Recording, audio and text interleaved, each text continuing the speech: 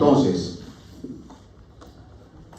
tradicionalmente, el triángulo de Calot, y lo vuelvo a recalcar, es conducto cístico con conducto hepático común y la superficie inferior del hígado. Y el contenido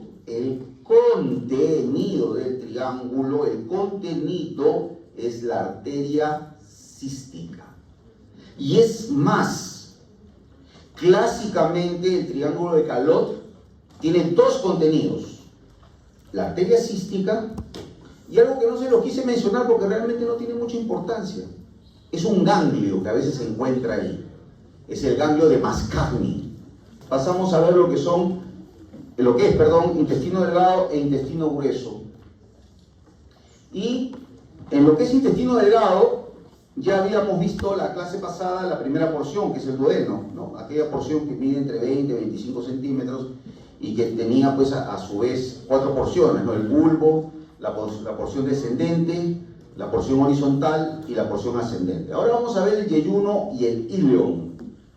El yeyuno y el íleon son también parte del intestino delgado y constituye la segunda y tercera porción. En conjunto, o sea, sumando lo que es yeyuno e íleon, más o menos tenemos de 6 a 8 metros de longitud. Están organizados en asas intestinales, ¿no? Ahora lo vamos a ver. Y se extiende desde el ángulo duodeno-yeyunal, que es donde termina el duodeno, hasta la válvula iliocecal, que es la desembocadura del íleon terminal en el ciego. El ciego, como vamos a ver después, es la primera porción del colon o intestino grueso. Los 2/5 proximales corresponden al yeyuno, ¿no? Y los 3/5 distales corresponden al íleon. O sea, el íleon es un poquito más largo, ¿no? Ligeramente más largo. Ahí están las asas intestinales, ¿no? Las yeyunales, las ciliares, y que están metidas en este espacio que es el inframesocólico, ¿no? Espacio inframesocólico, si recordamos, que está por debajo del mesocolon transverso, ¿no? Ahí están metidas las asas yeyunales e iliares. Diferencias. El yeyuno y el íleon tienen algunas diferencias, ¿no? El yeyuno tiene un diámetro mayor, 4 centímetros, versus 3,5 del íleon. El yeyuno, sus paredes son más gruesas. En el íleon las paredes son más finas, más delgadas. El yeyuno es bastante vascularizado, el íleon es menos vascularizado. El yeyuno tiene en su mucosa vellosidades que son alargadas, son muy largas las vellosidades. El íleon ya tiene pocas vellosidades. El yeyuno, al igual que el duodeno, tiene pliegues circulares en su mucosa, cosa de que el íleon tiene muy pocos o no las tiene. Y el yeyuno tiene pocos folículos linfoideos, a diferencia del íleon, en donde hay abundantes folículos linfoideos. Y quizá una diferencia adicional que ahí no está, que la función del yeyuno es básicamente la absorción de los nutrientes. Por eso que tiene muchos pliegues circulares, por eso que tiene muchas vellosidades. ¿Ya? La absorción de los nutrientes se da en el yeyuno. En el íleon, ya muy poco. Ahí tienen ustedes, ese es un yeyuno, se reconoce, ¿por qué? Porque tiene pliegues circulares, ¿no? Ahí está la mucosa, en azulito, la capa más profunda, con sus pliegues circulares. En amarillo, la submucosa, que está debajo de la mucosa. En verde están las dos muculares, ¿no?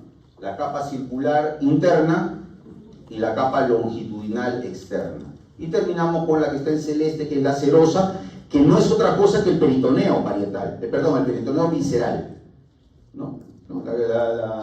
¿Cómo se llama? La serosa es el peritoneo visceral. Y lo que tenemos aquí, si este es el asa intestinal, lo que tenemos acá es el pliegue que sujeta el asa intestinal a la pared posterior del abdomen. ¿Cómo se llama ese pliegue? Lo dije la semana pasada. Mesenterio, ¿no? Mesenterio. Tenemos acá el asa intestinal, en este caso yeyunal, su mesenterio, que viene a ser su meso prácticamente, y por ahí llegan los vasos sanguíneos, ¿no? Acá ustedes ven los vasos sanguíneos, esta es una rama de la mesentérica superior probablemente, con sus vasitos rectos, y que terminan con sus vasos en pinza, ¿no? Ya termina en la propia asa intestinal. Ahí están los pliegues circulares que hemos mencionado, el mesenterio que también ya lo hemos mencionado. En cambio, este es un ilion, ¿no? ¿Por qué detectamos que es un ilion? Porque ya tiene muy poquitos pliegues, ¿no? Casi no tiene pliegues, pero sí tiene folículos linfoideos, ¿no? Estos bultitos que ustedes ven acá, que protruyen en la mucosa, son folículos linfoides o linfoideos. Pero también tiene su mucosa, su submucosa, su capa circular interna, la longitudinal externa y la serosa, las mismas capas, ¿ya? Y también tiene su mesenterio, pues, ¿no? Su mesenterio con sus ramitas de la arteria mesentérica, ¿no? Bueno, este también es un asa intestinal al corte. Acá tenemos la serosa, tenemos la muscular longitudinal externa, circular interna, la submucosa, la muscular es mucose, la MM, y la mucosa propiamente dicha, ¿no? Esas capas probablemente en histología, si es que no lo han llevado todavía lo van a ver, y si ya llevaron deben ustedes recordarlas. Acá tenemos, esta es la rama, la arteria, rama de la arteria mesentérica, y es así como llega, miren ustedes, al propio tejido, ¿no? Y le da irrigación a la capa muscular, le da irrigación a la serosa, le da irrigación a la submucosa y la mucosa, ¿no? Es una rama de la arteria mesentérica que llega a un asa intestinal. Y acá tenemos inclusive el nervio, ¿no? El plexo mesentérico, o también llamado plexo de Auerbach, ¿no? Y el plexo de Meissner, ¿no? Que son dos plexos nerviosos que también a través de estos plexos llegan los nervios, tanto simpáticos como parasimpáticos, que van a inervar al asa intestinal. Recuerden ustedes que la inervación de las vísceras es una inervación autonómica, ¿no? Simpática y parasimpática. Bueno, ahí tenemos la mucosa del yeyuno. Vean ustedes, el yeyuno se caracteriza porque tiene vellosidades, ¿no? Esos son pliegues que forman la mucosa, y ahí están el tejido epitelial, ¿no? El tejido epitelial cilíndrico, con sus células llamadas enterocitos, ¿no? Bueno, tenemos nuevamente debajo de la mucosa la MM o musculares mucosa, tenemos la submucosa, tenemos la capa de fibra circular interna y la capa de fibra longitudinal externa, y por fuera la serosa. Bueno, hablemos del mesenterio. El meso es un meso en forma de abanico que tiene un trayecto diagonal, ¿no? Que fija el yeyuno y el ilion a la pared abdominal posterior. Tiene una raíz de 15 centímetros de longitud que se inserta en la pared abdominal posterior en forma diagonal desde el borde izquierdo de la lumbar 2, hasta el nivel donde se encuentra la articulación sacroiliaca derecha. O sea, es en diagonal, va de izquierda a derecha y de arriba hacia abajo, ¿ya? Esos son los reparos anatómicos donde se va a nacer el mesenterio, ¿no? Ahí está, vean ustedes. Estas son las asas intestinales, y el mesenterio pues tiene una amplitud de varios centímetros, ¿no? Más o menos unos 20 centímetros de amplitud, que permite que las asas intestinales tengan movilidad, se puedan mover dentro del abdomen, ¿no? Es más, eso yo lo evidencio cuando yo opero un abdomen, una laparotomía, abro el abdomen, los intestinos se pueden ir para un lado, se pueden ir para el otro, ¿no? Dependiendo de lo que el cirujano necesita explorar en ese momento. Y es gracias al mesenterio, ¿no? Gracias al mesenterio. Ahí ya miren lo que hemos hecho, hemos cortado un poquito por debajo del ángulo duodeno-yeyunal, hemos cortado el yeyuno, y acá hemos cortado un poquito antes de la desembocadura del ilion en el ciego, hemos cortado todo el intestino delgado, y vean ustedes el mesenterio, cómo se comporta. forma de abanico, ¿no? Y así plegado, ¿no? Plegado, plegado, plegado, claro, obvio, porque en un espacio tan corto de 15 centímetros tiene que haber mesenterio suficiente para que pueda, mejor dicho, pueda sujetar a 6 a 8 metros de intestino, ¿no? Por eso que tiene que ser plegado, ¿no? Tiene que ser plegado para que alcance para todo el intestino, ¿no? Y formen las llamadas asas intestinales, ¿no? Va de izquierda a derecha, más o menos desde la altura de la lumbar 2 hasta la articulación sacroilíaca derecha.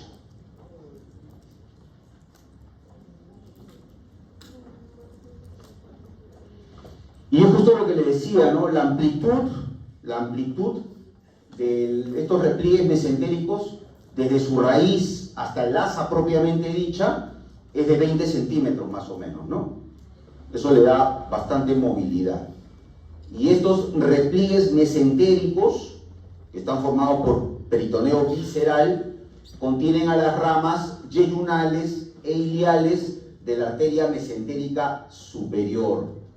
Son más o menos entre 12 a 16 repliegues, ¿no? Más o menos entre 12 y 16 repliegues, por lo tanto entre 12 y 16 asas intestinales, ¿no? Bueno, la misma imagen que hemos visto anteriormente. Bien. Pasamos a ver ahora el intestino grueso.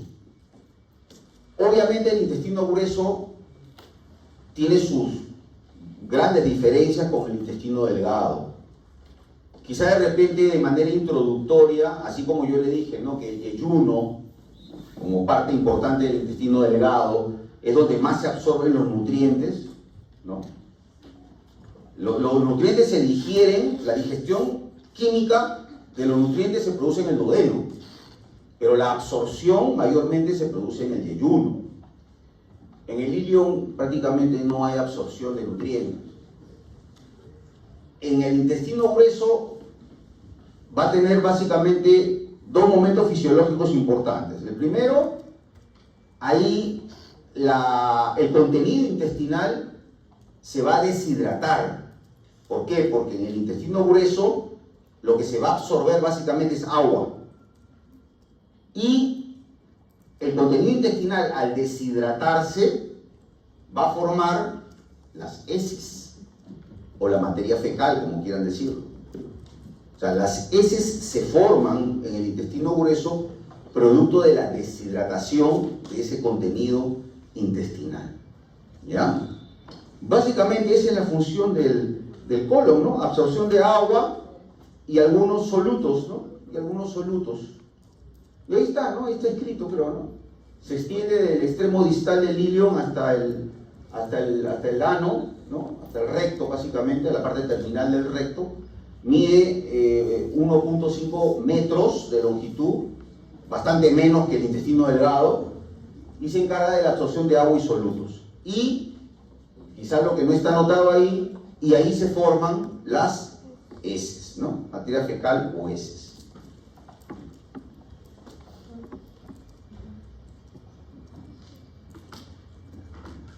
Ahora, hay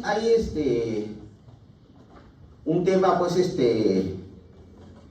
lo que tiene que ver con la higiene, ¿no? Y un tema cultural también, respecto a la función de la defecación, ¿no? O sea, la eliminación de las excretas, ¿no? La eliminación de las heces, ¿no? ¿Y por qué decía que hay un tema cultural?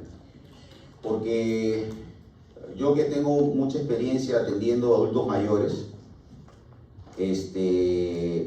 cuando se tiene un adulto mayor en casa, sobre todo, y es un adulto mayor que de repente no controla esfínteres, ¿no? Que es un problema bastante frecuente en ciertos pacientes adultos mayores, o sea, en pocas palabras se hacen, ¿no? Y hay que ponerle pañales y toda esa cuestión. Culturalmente en la casa, pues, hay cierta repulsión, ¿no? al familiar, ¿no? Puede ser abuelo, abuela, papá, mamá, no sé. O de repente esposo o esposa, ¿no? ¿Quién sabe? Eso es un tema cultural, ¿no? Con el tema del manejo de las excretas, ¿no? Pero, entonces les comentaba que, sin embargo, cuando tenemos en casa un bebé, un recién nacido, y que también obviamente pues, no regula esfínteres, ¿no? También le ponemos pañales, y se hace, pues, ¿no? Defeca. Y cuando se produce la defecación de este niñito, lactante, por decirlo, recién nacido, lactante, ¿qué hace la familia? ¡Ay, qué lindo! ¡Ay, se ha hecho su puffy! ¡Ay! ¡Uy! Todos contentos. Apestan los 1000 demonios, igual apesta que cuando se hace un adulto, pero la gente está contenta porque es un tema cultural. Es un tema cultural. Entonces, mi comentario va en el sentido de que no tenemos por qué tener, nosotros como médicos, no tenemos por qué tener cierta repulsión a ciertos temas que son inherentes a la fisiología del ser humano. Ya nosotros cuando desarrollamos ya la práctica clínica en hospitales o en clínicas privadas, quién sabe, o sea, que nos va a caer encima sangre, pichi, caca, nos va a caer todo. Ya tenemos que ser inmunes a todo eso. Porque ese médico dice, ay, qué asco, ay, no sirve para médico. No sirve para médico. El médico tiene que estar así, dispuesto a tolerar todas las balas sin excepción. ¿Ok? Eso es importante. Los olores, olores de todo tipo. Olvídense, no solamente el olor a las heces, el olor a las secreciones, a los flujos, de repente que productos de una infección. Luego hay infecciones, por ejemplo, del pie diabético, gangrena, que huele a los 1000 demonios. Escaras, úlceras por presión infectadas, 1000 demonios. Los ginecólogos a veces tienen que examinar órganos sexuales femeninos que están infectados con giardia, con gonococo, sabe Dios, y huele, pero los dioses, olvídense. Entonces, este tema yo se lo digo para que cuando hablamos de defecación, hablamos de heces, lo tomemos con naturalidad. Es un sano consejo, porque si no, no nos va a ir bien durante la carrera. Características, siempre tomamos como punto de comparación el intestino delgado, ¿ya? Cuando hablamos de características del colon. Decir colon es sinónimo de intestino grueso, ¿ya? Sino que colon es un poquito más abreviado, pues, ¿no? Tiene mayor calibre que ¿quién? Que el intestino delgado, ¿ok? Es fijo en su mayor parte, a diferencia de los intestinos pues, que tienen movilidad por el mesenterio, pues, ¿no? Poseen las llamadas tenias cólicas, ¿ya? ¿Qué son las tenias cólicas? Las tenias cólicas son bandas fibromusculares, que ahora los vamos a ver, que están en todo el trayecto del colon. Y ustedes dirán, ¿y esas bandas fibromusculares de dónde proceden? Proceden de la capa longitudinal externa. ¿Se acuerdan de que el intestino delgado tenía una capa muscular de fibras musculares circular interna y una longitudinal externa? Muy bien. En el caso del colon, las fibras longitudinales externas se condensan en 3 bandas. Y a esas se le llaman tenias cólicas. Ahora lo vamos a ver. Presentan dilataciones también, o sea, el colon en todo su trayecto presenta dilataciones. Esas dilataciones se llaman austras. Austras, es otra diferencia con respecto al intestino delgado. Y por último, presentan unas formaciones que provienen del peritoneo visceral, específicamente del epíplon mayor, que se llaman apéndices epiploicos. ¿Ya? No son apéndices, el apéndice que nosotros conocemos, que lo vamos a ver ahora, que está a nivel del ciego, no. Estos son apéndices, son pequeños excrescencias que salen del epiplon mayor, ¿ok? Pero es tejido peritoneal y que está lleno pues, de tejido adiposo, tejido graso, ya, apéndices epiploicos. Estas son las características más importantes y que lo diferencian del intestino delgado.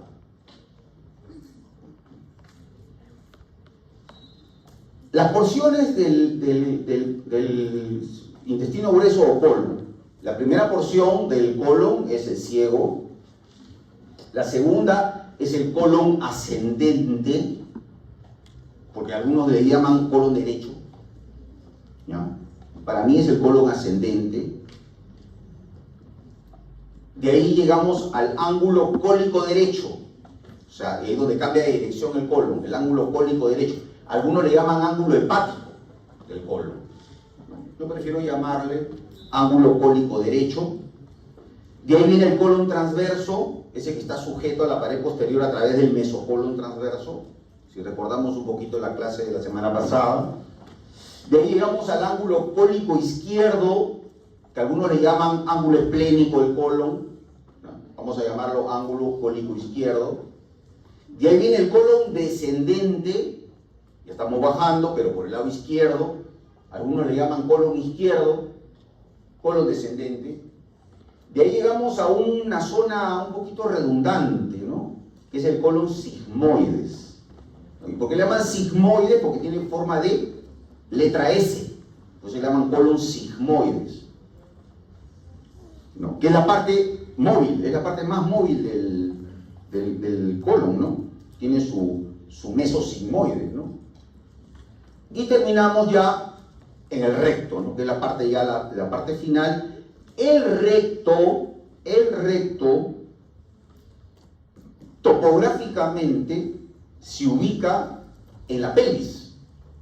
El recto es pélvico, ¿ok? ¿Es parte del tubo digestivo? Sí. ¿Es parte del colon, del intestino grueso? Sí. Pero topográficamente está ubicado en la pelvis. Por eso es que la anatomía del recto se va a ver cuando se desarrolle el segmento de pelvis, ¿ya? Ahora vamos a ver hasta colon sigmoides, vamos a ver, ¿ya? Solamente por fines topográficos, nada más. Aparte que el recto tiene relaciones muy importantes, tanto en el hombre como en la mujer. Por ejemplo, en el hombre, el recto se relaciona con la próstata, por ejemplo.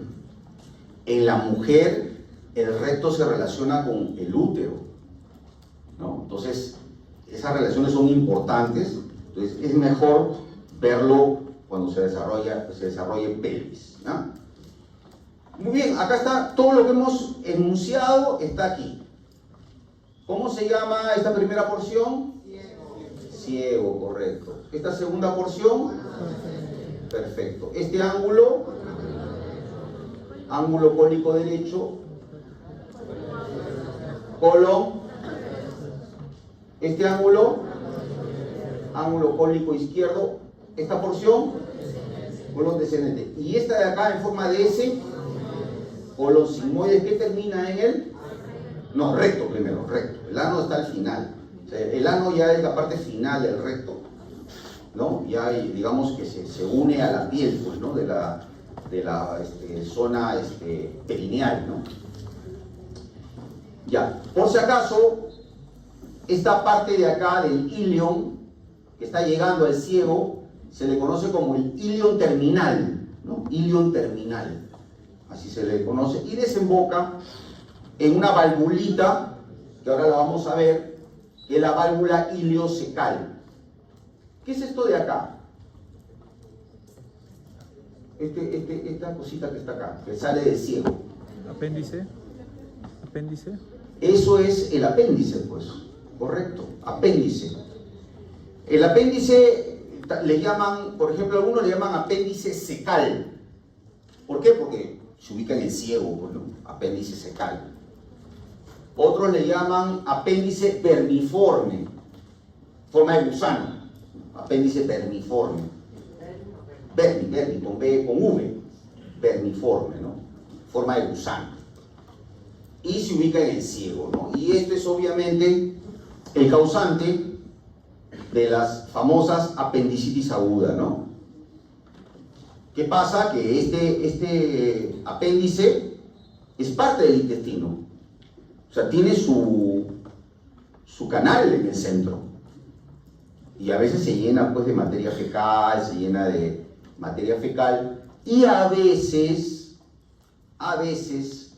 por ahí se introducen pedazos bastante solidificados de materia fecal, ya bien sólidos, que le llaman coprolitos, ¿no? Coprolitos.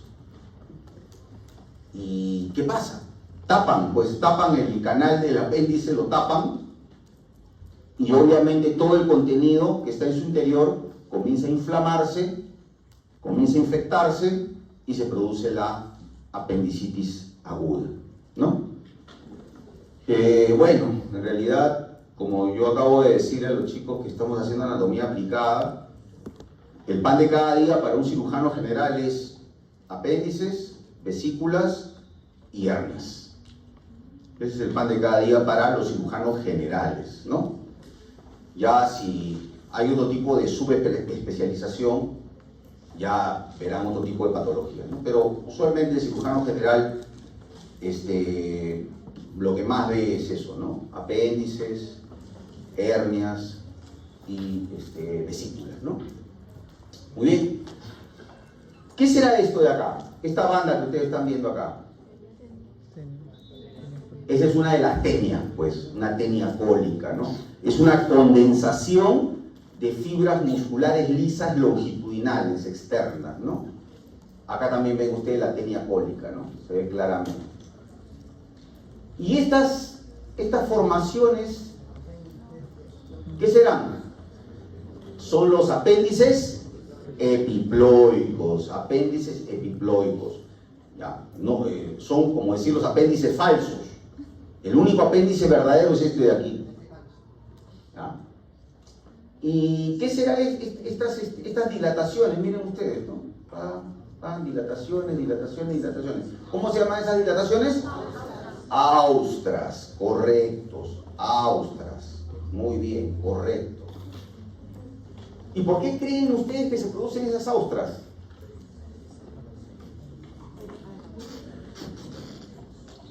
Porque, atiendan, porque la capa muscular circular interna está por segmentos, está segmentada. No es como el intestino delgado que estaba en todo el intestino distribuida, no, acá solamente es por segmentos. Te dejan una porción de intestino grueso sin capa circular y evidentemente ahí se produce la dilatación, ¿ya? Esa es la razón. Pero esas dilataciones se conocen como austras.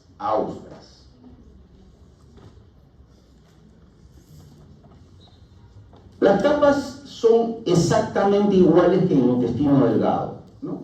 La mucosa, que es la más interna, debajo la submucosa, luego tenemos la muscular, igualito, fibra circular interna, que como ya les dije es discontinua, por eso las austras, y la capa longitudinal externa que está condensada en 3 bandas llamadas tenias cólicas, ¿no?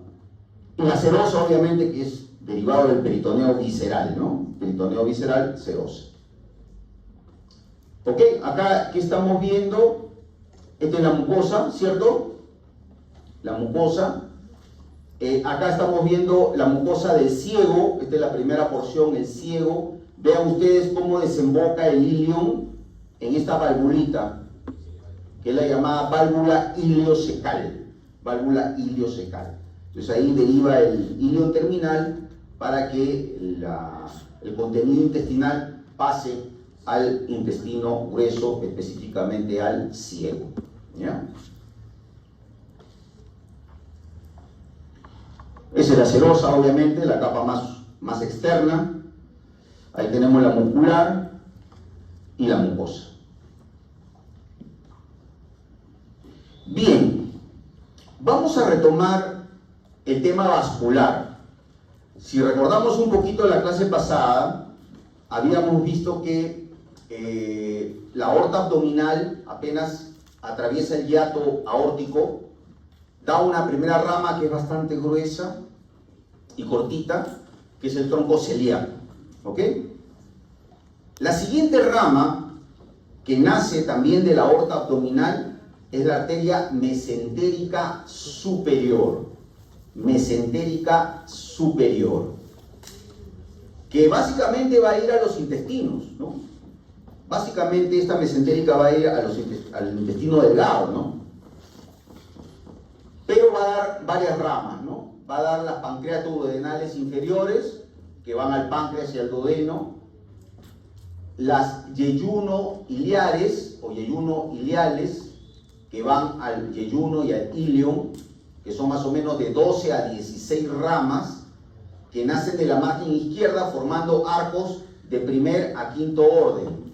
Estos terminan en vasos rectos y estos vasos rectos terminan en vasos en pinzas, que ya llega específicamente al asa intestinal. Ahora lo vamos a ver.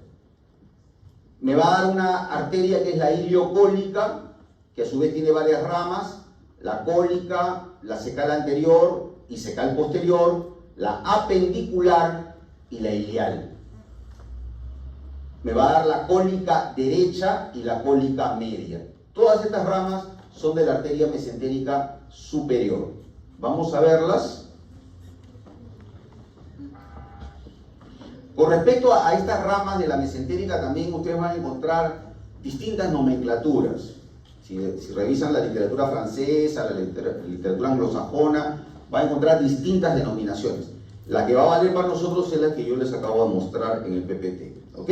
Por si acaso, para disipar dudas. Miren, acá está la mesentérica. Vean ustedes, la mesentérica nace debajo, este es el tronco celíaco, si recordamos. La mesentérica nace de acá ¿cómo se llama?, de la aorta abdominal, por detrás del páncreas, ¿ven? El páncreas está cortado aquí y estoy viendo el nacimiento de la mesentérica. Acá tenemos las ramas yeyuno-iliales, que van al yeyuno primero y después al ilion, ¿no? Y vean ustedes cómo se forman arquitos. Miren, ¿ah? Primer arco, segundo arco, tercer arco, son varios arcos, ¿no?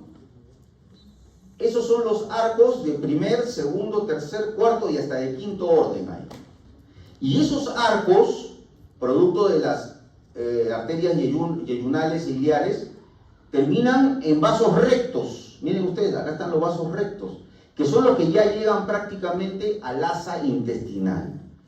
Y el vaso recto, ya una vez que llega al asa intestinal, se abren dos, y esos vasos se llaman vasos en pinza. ¿Por qué? Porque como una pinza envuelve al asa intestinal, y así llega la circulación arterial al tejido intestinal. ¿Ya? Esa es la secuencia. ¿Ya? Esa es la secuencia.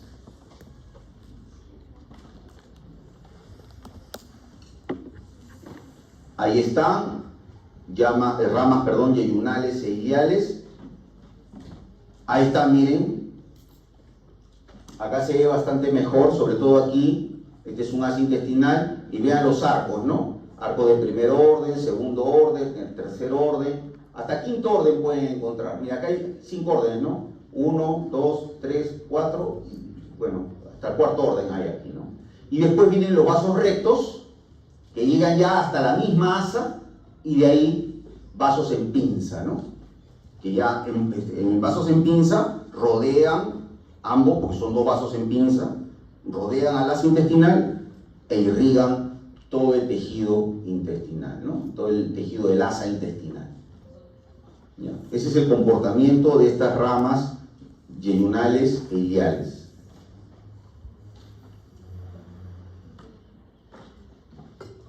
Entonces acá ya, miren ustedes, la mesentérica superior, miren cómo acá se ha cortado todas las ramas yeyunales e iliales para poder ver las otras ramas que hemos mencionado. Ahí está la iliocólica, la rama iliocólica. Le llaman iliocólica porque tienen una rama que va al ilion terminal y una rama que va al colon ascendente, ¿no? Por eso que le llaman iliocólica. Ahí tienen ustedes la cólica derecha cólica derecha, que también va al colon ascendente, y terminamos más arriba en la cólica media. Ahí está la cólica media, que va básicamente a parte del colon ascendente y ángulo cólico derecho, y también va a parte del colon transverso, ¿no? Esta es la cólica media. Todas esas ramas también son ramas de la mesentérica superior. Mesentérica superior. Esa es ya la parte final de la cólica media, que se le denomina arteria marginal, ¿no? Final. Acá tenemos, miren ustedes, la iliocólica. La iliocólica, esa rama que hemos visto en la diapositiva anterior, tiene varias ramas, ¿no? La cólica, que va al colon, la rama ilial, que va al ilion terminal, la secal anterior, que va al ciego, a la parte anterior, la secal posterior, que va al ciego, pero a la parte posterior, y la arteria apendicular, que es esta de aquí, que va al apéndice. Al igual que en la vesícula, cuando yo quiero operar un apéndice, y quiero extirpar el apéndice, lo primero que tengo que identificar qué cosa es la arteria apendicular, ¿no? Ligarla, cortarla, y ya de ahí con confianza poder realizar la extirpación del apéndice, ¿no? Esa es la secuencia normal, al igual que en la vesícula, ¿no? Al igual que en la vesícula.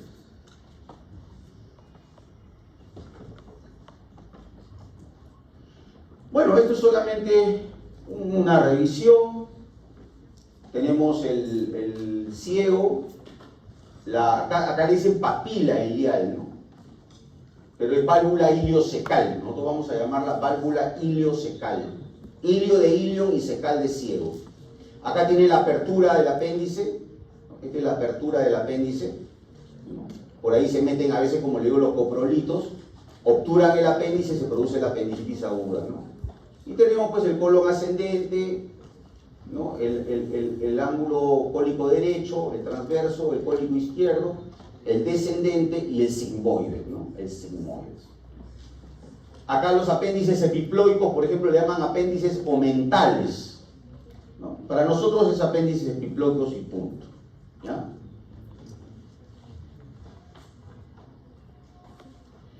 La otra arteria ya vendría a ser la tercera rama que estamos mencionando. Primero hemos mencionado el tronco celíaco, la segunda la mesentérica superior.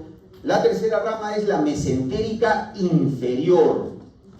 La mesentérica inferior da estas tres ramas: la cólica izquierda, la sigmoidea y la rectal superior.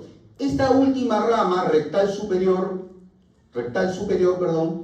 lo van a leer en algunas bibliografías como hemorroidal superior.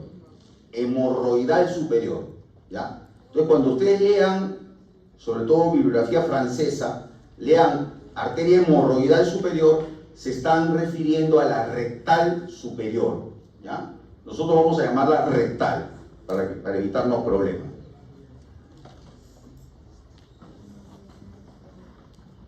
Ahí tienen ustedes la cólica izquierda. Miren lo que va a hacer la cólica izquierda, atentos por favor. La cólica izquierda va a dar ramas para todo el colon descendente, también va a dar ramas para el ángulo izquierdo del colon, y se va a unir con la marginal. O sea, va a haber una anastomosis entre la mesentérica superior y la mesentérica inferior, a nivel del mesocolon transverso. Este es el mesocolon transverso.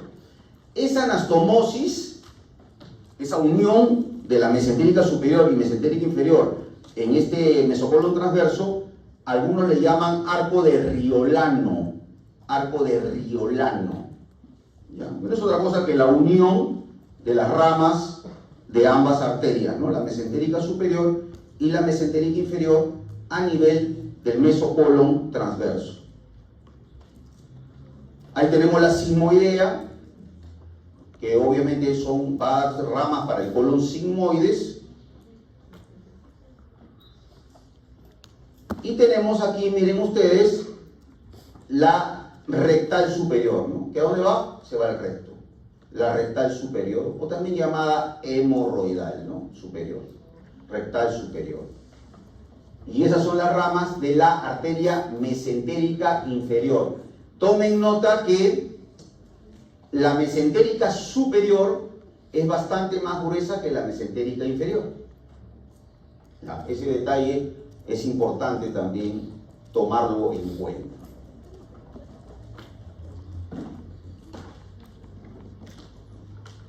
¿Por qué es importante esta diapositiva? Porque esta diapositiva lo que me va a revelar es, así como tenemos irrigación arterial que llega a los intestinos, tanto delgado como grueso, también tenemos vasos venosos, ¿no? Venas que recogen la sangre de los intestinos y la llevan a la vena porta. Vean ustedes. Entonces tenemos esta vena que recoge la irrigación venosa de todo el intestino delgado y parte del intestino grueso también. Y esta es la vena mesentérica superior. Vena mesentérica superior. Y acá tenemos la otra mesentérica que recoge básicamente la irrigación del sigmoides y del colon descendente. Esta es la arteria, perdón, la vena mesentérica inferior. Y es esta mesentérica superior con la inferior y la vena esplénica que se va a unir detrás del páncreas. Aquí no es el páncreas, pero esto ocurre detrás del páncreas y va a formar, ¿cómo se llama esta vena? La vena porta, aquella vena que forma parte del hilio hepático. La vena porta. Entonces la vena porta recoge todita la sangre venosa de los intestinos. Entonces, todos los nutrientes, todos los elementos que son absorbidos en el intestino delgado y el intestino grueso, ingresan al hígado a través de la vena porta. Esa es la importancia de la vena porta. Ya. Después, ya esta vena porta se capilariza, deja los nutrientes en el hígado para que el hígado los procese. Y vean cómo estas venas nuevamente se comienzan a reunir. Se comienzan a reunir y forman 4 venas. ¿Cómo se llaman esas 4 venas? Suprahepáticas. ¿Dónde desembocan las suprahepáticas? En la cava inferior. Entonces prácticamente la vena porta es la responsable de hacer una estación en el hígado para dejar nutrientes fundamentalmente. Pero esa sangre venosa tiene que igual retornar al corazón, ¿no es cierto? Y lo hace a través de las venas suprahepáticas que desembocan en la cava inferior. La apendicitis aguda es un cuadro bastante más frecuente que inclusive el cuadro de colecistitis, ¿no? La apendicitis es una condición que le puede dar a cualquier persona, a cualquier edad, pero que es mucho más frecuente, digamos, en niños ya más o menos escolares, hasta los 25 o 30 años, ¿no? Esa es la edad de máxima frecuencia de la apendicitis aguda, ¿no? Es bastante frecuente en la práctica clínica ver pacientes que llegan a la emergencia o al consultorio con dolor abdominal y que uno pues uno tiene como médico obviamente que examinarlos bien, hacerle una buena anamnesis, o sea, un buen interrogatorio para ver el correlato de los síntomas y ver la posibilidad pues, de hacerle sus análisis, su hemograma, su examen de orina y más o menos pedir la ayuda de un cirujano para que él sea el que, con más experiencia obviamente que un clínico en temas de apéndice, pueda dilucidar si eso no es apendicitis. ¿Ya? Ahora, hay cuadros que son dudosos. O sea, ni el cirujano está claro de qué es lo que tiene el paciente. Puede ser apéndice, sí, puede ser, pero hay cositas que no cuadran dentro del cuadro clínico, pero ya. Pero si yo tengo un paciente con dolor abdominal y lo tengo ya más de 24 horas con dolor y no le encuentro ninguna causa aparente, es mejor operarlo. Es mejor operarlo. Entonces el cirujano dice, ¿sabes qué? Son 24 horas ya que está con dolor, No vaya a ser que tenga un cuadro quirúrgico, se nos está pasando el tren, así que mejor operamos. Entonces la pregunta es, ¿y qué van a operar? No sé, pues algo encontraré, pero hay que operar, pues. Y esa es la conducta que hay que seguir. Esa es la conducta correcta. ¿Ya? Lo que pasa es que a muchos médicos les cuesta reconocerlo. Entonces entran a cavidad abdominal y de repente en una de esas no encuentran nada. Encuentran un ganglio inflamado, un ganglio que está en el meso, ¿no? En el mesenterio, inflamado, y eso es lo que le está doliendo a la persona. Entonces el cirujano, ¿qué es lo que hace? Bueno, ya que hemos abierto cavidad, ya pues saquemos el apéndice para que no le dé apendicitis en un futuro. Y le sacan el apéndice. ¿Es correcto? Sí, es correcto. Aunque despierte risas, es correcto. Yo le estoy abriendo el abdomen. Bueno, no le encontré nada, sería pues absurdo que yo le deje el apéndice, ¿no? Y al año siguiente haga una apendicitis de verdad, ¿no? Le saco el apéndice. Y evidentemente, lo que sí yo no comparto es que en el reporte operatorio sí ponen pues apendicitis aguda. Ya, eso sí yo no lo comparto. Ya, porque antiguamente se ponía el famoso SAS, SAS. SAS significa sin alteraciones significativas. Ya, pero igualito, o sea, y si era una apendicitis y yo no lo operaba, se iba a complicar. Yo recuerdo mucho, yo era médico, recién había terminado, ¿no? Mi carrera, tenía 27 años, 28 años, recién había terminado.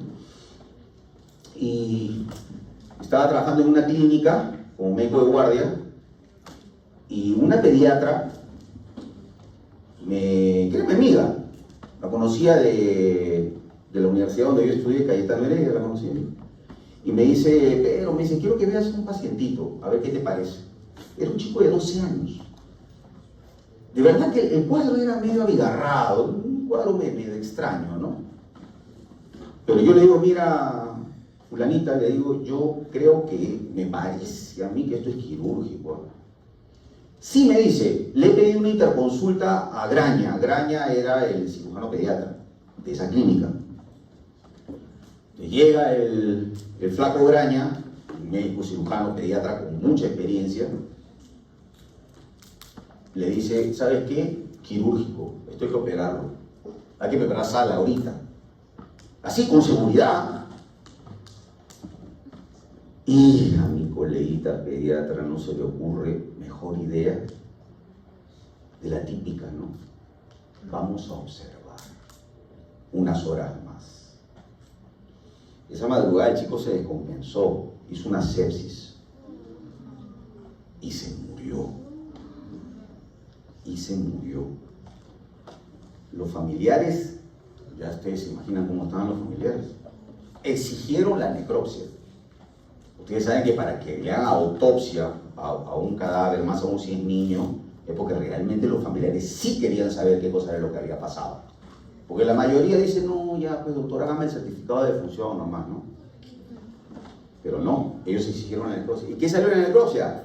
Apendicitis aguda perforada, con peritonitis. O sea, Graña tenía razón. Ese era un cuadro quirúrgico. Eso que yo vi cuando yo recién había terminado, era un médico muy joven, me marcó para toda la vida. O sea, si tienes que actuar, actúa. Si te equivocaste, ¿qué vas a hacer, viejo? ¿Qué vas a hacer? Prefiero un abdomen sin alteraciones significativas, operado, que una apendicitis a punto de perforarse, que no lo opero. Razonamiento puro, aplica la lógica. Eso simplemente, aplica la lógica y actúa. Y lo que es peor, si tú estás llamando al cirujano, es porque tú tienes una leve corazonada de que puede ser un cuadro quirúrgico y viene el cirujano con amplia experiencia que dice, hay que operar, tienes que ser consecuente con tus ideas. Si no, ¿para qué lo llamaste? Lo llamaste solamente para llenar un papel de interconsulta en historia clínica y digan, ah, sí, yo llamé al cirujano, sí, pero lo llamaste y no hiciste lo que él te indicó. Sean consecuentes con sus ideas y tomen decisiones. El médico tiene que tomar cientos de decisiones todos los días, sobre todo aquellos que hacemos labor clínica, hacemos labor asistencial. Si te equivocaste, ¿qué vas a hacer? Y para terminar la historia, esta chica, esta colega, tuvo que irse del país. Porque el juicio iba con todo. Y la iban a cañar. Se tuvo que ir al país y nunca más regresó. Nunca más regresó. Se fue con el marido, que era también médico, oftalmólogo, se fueron los dos.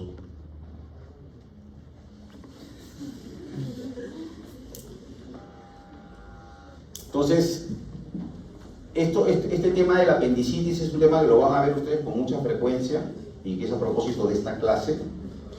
Y tomen en cuenta lo que yo les he dicho, ¿no? Examinen bien, vean bien a sus pacientes, hagan los análisis que tengan que hacer y tomen una decisión.